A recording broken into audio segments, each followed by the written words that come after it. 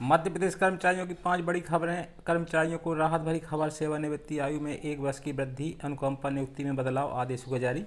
मध्य प्रदेश शासन ने आईएएस अधिकारियों को सौंपी जिम्मेदारी, एक राज्य प्रशासनिक सेवा अधिकारी का भी तबादला। मध्य प्रदेश कर्मचारियों की न्यू पेंशन स्कीम का मॉडिफिकेशन, आंध्र प्रदेश का फार्मूला होगा लागू। मंत्रालय कर्मचारी में फेरबदल, पूर्व मुख्यमंत्री उमा भारती के ड्राइवर की सेवा समाप्त। और मध्य प्रदेश के कर्मचारियों को मिलेगा इस भत्ते का लाभ, आदेश हुआ जारी, जल्द खाते में आएगी राशि। चलिए जानकारी को विस्तार जान लेते हैं। मध्य प्रदेश मंत्रालय में कर्मचारियों के ट्रांसफर। दिनांक 31 मार्च 2023 को जारी आदेश में श्री संतोष पाटिल, सहायक ग्रेड 2, खाद्य नागरिक आपूर्ति एवं उपभोक्ता संरक्षण विभाग को सामान्य प्रशासन विभाग लेखा शाखा में भेज दिया गया है। इसी प्रकार मयंक मालवीय, सहायक ग्रेड 3 को सामान्य प्रशासन विभाग के कक्ष क्रमांक 15 से सामान्य प्रशासन विभाग के कक्ष क्रमांक 7-3 में ट्रांसफर कर दिया गया है।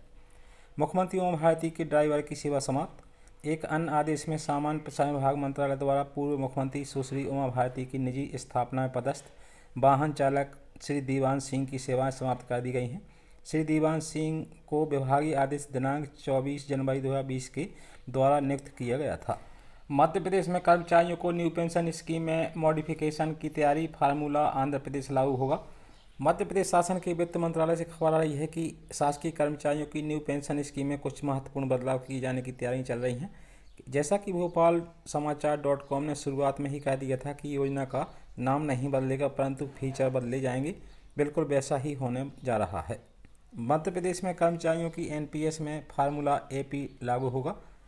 फार्मूला एपी यानी आंध्र प्रदेश राज्य सरकार का फार्मूला, जिन कर्मचारियों के वेतन से 10% की कटौती होगी उन्हें रिटायरमेंट के दिन उनके वेतन का 33% नियमित रूप से पेंशन दिया जाएगा और शेष रकम एनपीएस के अनुसार निवेश की जाएगी, जिसका लाभ रिटायर कर्मचारी को मिलेगा।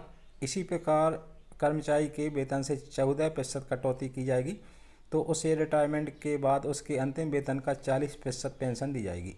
मध्य प्रदेश के शासकीय कर्मचारियों की प्रतिक्रिया क्या होगी, इसी प्रश्न का जवाब जानने के लिए यह खबर लीक की गई है। इस समाचार के प्रसारित होने के बाद यदि कर्मचारियों और उनके नेताओं ने नाराजगी प्रकट की और अपनी मांग पर डटे रहे तो किस्सा यहीं खत्म हो जाएगा, नहीं तो आंध्र प्रदेश से जो फार्मूला मंगाया जा रहा है वह लागू कर दिया जाएगा। मध्य प्रदेश के कर्मचारियों के लिए अच्छी खबर, मिलेगा इस भत्ते का लाभ, आदेश जारी, जल्द खाते में आएगी राशि। मध्य प्रदेश के कर्मचारियों के लिए अच्छी खबर है। राज्य शिक्षा केंद्र ने 14 जिलों के मोबाइल शोध सलाहकारों को यात्रा भत्ता देने के निर्देश दिए हैं। इस संबंध में लोकेश कुमार जांगड़, अपर संचालक, राज्य शिक्षा केंद्र ने आदेश जारी कर दिया है। राज्य शिक्षा केंद्र ने जारी किया ये आदेश। एमपी स्कूल शिक्षा विभाग के अंतर्गत राज्य शिक्षा केंद्र ने 14 जिलों के जिला परियोजना समन्वयक को आदेश किया है कि वह अपने जिलों के मोबाइल स्रोत सलाहकारों को उनके यात्रा भत्ता का भुगतान करें। आदेश के तहत दमोह, बड़वानी, जबलपुर, खंडवा, नर्मदापुरम, हरदा, छिंदवाड़ा, देवास, भिंड, सागर, श्योपुर, शाजापुर, मंदसौर एवं उज्जैन जिला परियोजना समन्वयक को समग्र शिक्षा अभियान के अंतर्गत विकासखंड स्तर पर कार्यरत मोबाइल स्रोत सलाहकारों को राज्य शिक्षा केंद्र के संदर्भित पत्र द्वारा उनके विकासखंड से बाहर अथवा अन्य स्थान पर शासकीय कार्य से जाने पर उन्हें अन्य संविदा कर्मचारियों को दे नियमानुसार यात्रा भत्ता के समान पृथक से यात्रा भत्ता प्रदान करने के निर्देश जारी किए गए हैं। यह है पूरा मामला।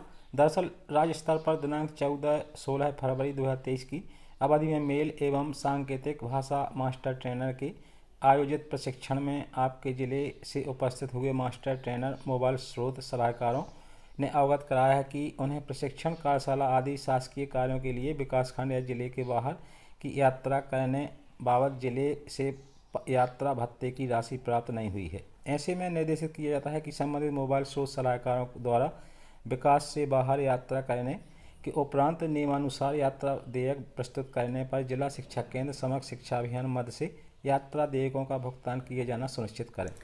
मध्य प्रदेश शासन ने आईएएस अधिकारियों को सौंपी नई जिम्मेदारी, एक राज्य प्रशासनिक सेवा अधिकारी का भी तबादला। मध्य प्रदेश शासन सामान्य प्रशासन विभाग ने 30 मार्च 2023 को प्रशासनिक अधिकारियों के ट्रांसफर आदेश जारी किए हैं। 2 अलग अलग तबादला आदेश में भारतीय प्रशासनिक सेवा के 8 अधिकारियों को दी गई जिम्मेदारियों की जानकारी है।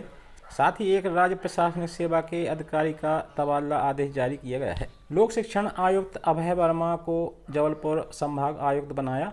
सामान्य प्रशासन विभाग ने भारतीय प्रशासनिक सेवा के अधिकारियों का तबादला आदेश जारी किया है। आईएएस बी चंद्रशेखर को जबलपुर संभाग के कमिश्नर पद पर ट्रांसफर कर मंत्रालय में सचिव बनाकर भेजा गया है।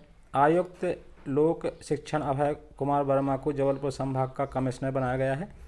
ओएसडी सह श्रम आयुक्त इंदौर बीरेंद्र सिंह रावत को ओएसडी सह कमिश्नर सागर संभाग बनाया गया है।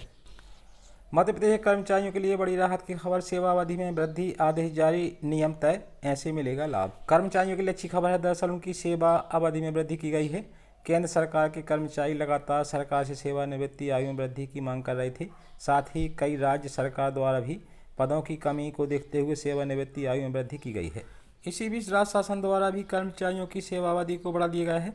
इसका लाभ हजारों कर्मचारियों को मिलेगा। मध्य प्रदेश में राष्ट्रीय स्वास्थ्य मिशन के अंतर्गत कार्यरत राज्य स्तर जिले में कार्यरत संविदा स्वास्थ्य कर्मचारियों की सेवा में 1 वर्ष की वृद्धि की गई है। इसकी जानकारी राष्ट्रीय स्वास्थ्य मिशन द्वारा दी गई है।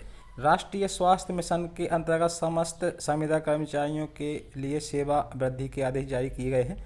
दरअसल राष्ट्रीय स्वास्थ्य मिशन अंतर्गत कार्यरत संविदा कर्मी, चिकित्सकीय, गैर चिकित्सकीय सलाहकार, पैरामेडिकल, नर्सिंग, संवर्ग, सेवानिवृत्त शासकीय कर्मचारी संविदा सेवा अवधि को बढ़ाया गया है। यह 1 अप्रैल 2023 से 31 मार्च तक के लिए प्रभावी की गई है। इनको नहीं मिलेगा लाभ। हालांकि राज्य शासन ने स्पष्ट कर दिया है कि जिन संविदा कर्मचारियों की आयु 31 मार्च 2023 को 67 वर्ष हो चुकी है, उनकी सेवा में कोई वृद्धि नहीं की जाएगी। इसका मतलब है कि उन्हें सेवा अवधि में 1 वर्ष की वृद्धि का लाभ नहीं मिलेगा। नवीन निर्देश भी तय। इसके साथ ही नवीन निर्देश भी तय किए गए हैं, जिसमें कहा गया है कि ऐसे संविदा कर्मी जिनके विरुद्ध अनुशासनात्मक कार्रवाई के लिए प्रस्ताव विभागीय स्तर पर विचाराधीन या प्रचलन में है। इसके अलावा वैसे संविदा कर्मी जिनके प्रस्ताव न्यायालय में विचाराधीन निलंबित हैं, ऐसे संविदा कर्मियों को अनुबंध अवधि में वृद्धि का लाभ नहीं दिया जाएगा। इसके लिए कार्यालय को अलग से प्रस्ताव भेजे जाएंगे। कर्मचारियों को मिलेगी बड़ी राहत। हालांकि एनएचएम के इस फैसले से हजारों कर्मचारियों को बड़ी राहत मिलने वाली है। उन्हें 1 साल और सेवा में बने रहने का मौका दिया गया है। 31 मार्च 2024 तक वह सेवा देने के लिए पात्र होंगे। तो साथ ही जान के पसंद आई वीडियो को लाइक करें, शेयर करें। धन्यवाद।